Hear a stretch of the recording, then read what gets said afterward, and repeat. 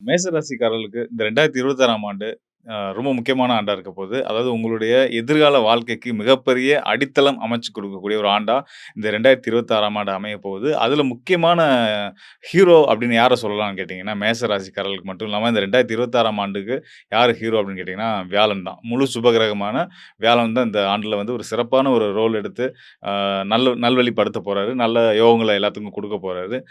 12 வருஷத்துக்கு அப்புறமா நடக்கக்கூடிய ஒரு சிறப்பான ஒரு நிலைக்கு குரு பகவான் வரப்போறாரு. அதாவது அவருடைய சொந்த வீட்டுக்கு வரப்போறாரு. அதாவது சொந்த வீடு இல்ல, உச்ச வீட்டுக்கு வரப்போறாரு. முழு பலம் பெறப்போறாரு. குரு வந்து உங்க ராசிக்கு ஏற்கனவே அவர் வந்து பாக்கியஸ்தானத்துக்கு அதிபதி. 9ஆம் இடத்து அதிபதி. யோகங்கள தரக்கூடியவர். அது போக வெளிநாடு பயணங்கள குறிக்கக்கூடிய ஸ்தானத்துக்கும் அதிபதி அவர்தான். வெளிநாட்டு வேலை, படிப்பு இந்த மாதிரி எல்லா விஷயத்துக்குமான அதிபதியும் அவர்தான். தர்ம சிந்தனைகளையும் அதிகப்படுத்தப் போறாரு. தாராள குணங்கள் இங்க ஏற்கனவே மேஷ ராசிக்காரர்களுக்கு குறைவில்லாம உண்டு.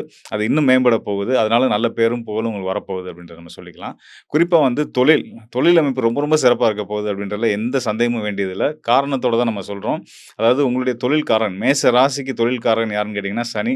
சனிக்கு குருவுடைய சார் சொன்ன மாரி குருவுடைய பார்வை கிடைக்க போகுது. ஸோ குரு பார்வை சனிக்கு கிடைச்சிருச்சு அப்படின்னாலே வந்து, சனி அதோட அசுபத்தன்மைகள இழந்து சுபத்தன்மைகள குடுக்க போகுது. ஸோ அந்த வகையில வந்து குருவும், சனியும் தொடர்புடைய ஜாதகர்கள் தான் வந்து மிகப்பெரிய தொழிலதிபர்களாவும், இண்டஸ்ட்ரியலிஸ்ட்டாவும் வந்துட்டு இருப்பாங்க.